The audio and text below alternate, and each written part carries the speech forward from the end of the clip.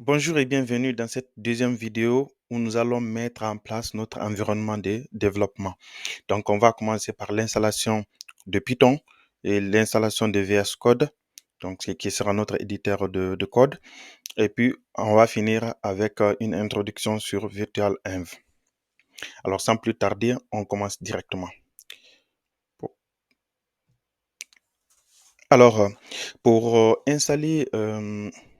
pour installer Python, c'est très simple, hein. Moi, je l'ai déjà fait, mais je vais vous montrer rapidement. Vous partez sur Google, vous tapez Python, ok, comme ça, et vous partez sur le site officiel de Python. Comme ça, vous vous installez. Donc là, il y a différentes versions. Donc, dans la partie download, là, vous pouvez télécharger la dernière version là où vous prenez la version que moi j'utilise actuellement 3.12.2.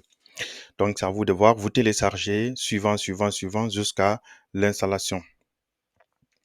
Du coup, après avoir installé Python, vous allez faire la même chose pour VS Code aussi. Donc, au niveau de VS Code, vous venez cliquer sur Download et là, vous choisissez le système que vous utilisez. Donc, moi, je l'ai déjà installé aussi. Donc, si c'est Windows, par exemple, vous cliquez ici. Une fois téléchargé, vous commencez l'installation directement. Donc, ça sera suivant. Il n'y a pas de réglage spécifique à ce niveau. Donc, une fois que vous avez fini l'installation de Python et l'installation de VS Code, vous allez ouvrir votre VS Code. Normalement, vous allez tomber sur une page comme celle-là.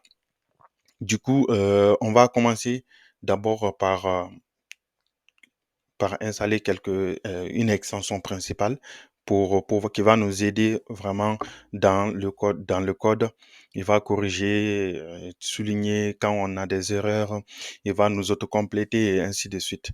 Donc, pour ajouter cette extension, vous venez ici, il y a une partie extension, vous cliquez là-dessus.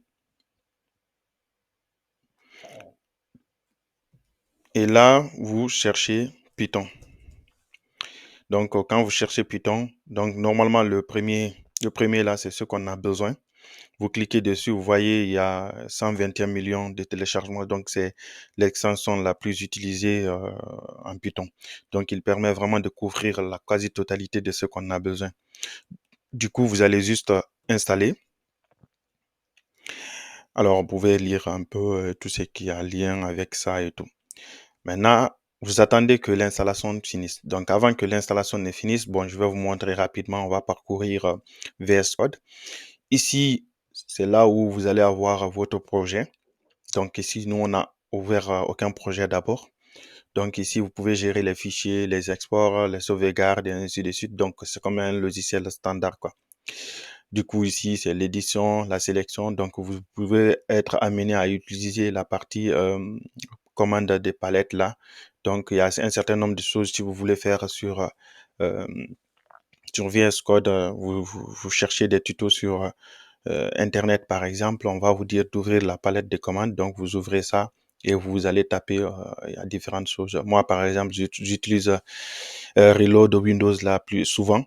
Bon, si par exemple, je finis l'installation ou bien je vois que VS Code il commence à bugger et tout, je, je reload Windows comme ça et je suis tranquille. Donc, une fois que l'installation là est finie, donc on va fermer la partie extension. Maintenant, je vous invite à créer le premier dossier, votre dossier où vous allez mettre tous vos projets. Donc, je vais cliquer sur Open. Donc, et puis, moi, je mets tous mes projets dans la partie formation. Donc, c'est à vous de voir où vous allez mettre. Je vais créer un nouveau dossier, CTRL-SHIFT-N. Comme ça, le dossier, je vais l'appeler, bon, je ne suis pas inspiré. Bon, je vais appeler ça Project. Project. Donc, une fois créé, Project, je sélectionne le dossier. Comme ça, il va ouvrir le dossier dans l'éditeur. Du coup, je vais vous montrer la première partie que on va le plus utiliser dans cette formation. Donc ici, vous allez voir tous vos fichiers et dossiers. Et là, quand vous venez dans Terminal, vous pouvez ouvrir un nouveau terminal. Donc, vous cliquez là. Donc ici, il va vous permettre de taper les lignes des commandes que vous aurez besoin et de faire vos tests rapidement. Du coup, et je vous parlais de VirtualEnv. Pourquoi on a besoin de VirtualEnv? En fait, VirtualEnv, comme son nom l'indique, c'est un environnement virtuel qui va vous permettre d'installer les packages dans un conteneur isolé en gros. Donc, au lieu de l'installer directement sur votre machine, donc qui va polier par exemple votre machine et ainsi de suite, ou bien par exemple vous avez plusieurs projets et chaque projet a des dépendances spécifiques, a des versions spécifiques. Donc, en utilisant le VirtualEnv, ceci va vous permettre d'isoler les composants, c'est-à-dire les packages utilisés par chaque projet. Donc, nous ici, par exemple, dans ce projet, on va créer notre premier VirtualEnv. Donc, si vous voulez avoir des informations sur VirtualEnv, comme pour les autres, c'est très facile. Vous tapez sur Google, OK, VirtualEnv Python. Comme ça, vous avez le site officiel de Python qui vous explique comment, voilà, c'est quoi VirtualEnv, à quoi ça sert, comment l'utiliser et ainsi de suite. Donc, vous avez d'autres sites aussi qui vous, voilà, qui vous donnent des pistes beaucoup plus simples. Voilà, par exemple, on a Python Docteur ici. Là, quand vous entrez là-dedans, voilà, c'est un forum, je pense, créé par une personne qui n'est pas mal aussi. Donc, vous pouvez installer VirtualEnv ou bien utiliser directement le module de Python. Donc, nous, on va utiliser le module qui se trouve dans Python pour pouvoir installer VirtualEnv. Donc, vous pouvez trouver plein de ressources comme ça sur Internet. Du coup, je reviens. Et là, par exemple, si je veux voir la version de mon Python, ici, je fais Python-version. Et là, la version, on est au niveau de la version 3.12.2. Et là, pour créer un nouveau environnement de dev VirtualEnv, du coup, vous allez chercher le module Python qui s'appelle venv. Et là, moi, j'ai l'habitude de donner le nom .venv, comme ça. Donc, vous pouvez donner le nom que vous voulez, hein. Donc, ça va correspondre au nom de votre environnement virtuel. OK. Après avoir tapé ça, vous tapez sur Entrée. Du coup, il va créer un dossier dans votre projet. Ici, par exemple, c'est ce dossier. Et ce dossier va contenir son propre Python, mais qui est lié au Python de votre PC. Donc, si vous supprimez le Python de votre PC, il ne va pas s'exécuter en tant que tel. Donc, il est lié au Python du PC. Mais tous les packages que vous allez installer dans cet environnement va rester uniquement ici. OK. Donc, pour activer et faire des installations, c'est très simple. Vous allez tout simplement activer l'environnement. Donc, pour le faire, vous tapez point, par exemple ici, point .venv. OK. Venv. Donc, point .venv. Si vous êtes sur Python, ça sera bin. Je veux dire, sur Linux, ça sera bin. Mais sur sur Windows, ça sera script. Donc, script activate. Donc, en appuyant sur Entrée, vous allez activer votre environnement. Et là, vous voyez, il y a le nom qui s'affiche ici comme ça.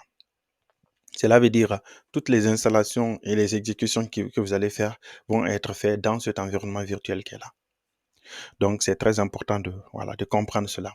Voilà, on va faire un premier test rapide de Hello World. OK.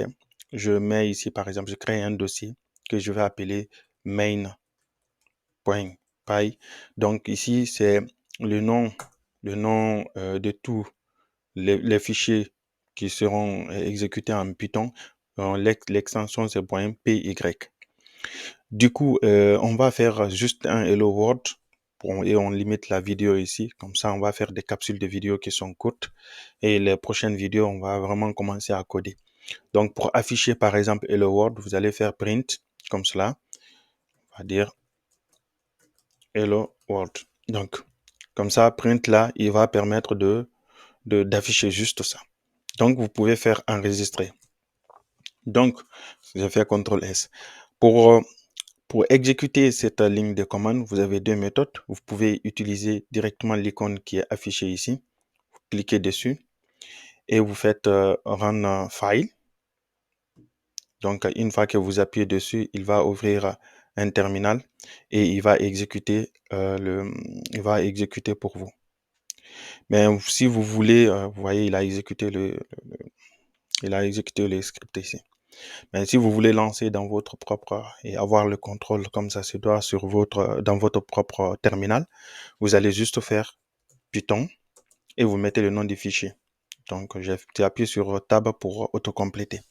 Donc, quand je fais entrer, comme ça, il m'affiche Hello World. Donc, l'exécution là est faite dans cet environnement virtuel. Donc, ça sera tout pour cette vidéo. Je vous donne rendez-vous dans la prochaine. Donc, s'il y a des choses que vous pensez que j'ai oubliées dans la partie introductive, n'hésitez pas à mettre dans les commentaires. Je vous donne rendez-vous dans la prochaine vidéo. Prenez soin de vous. Au revoir.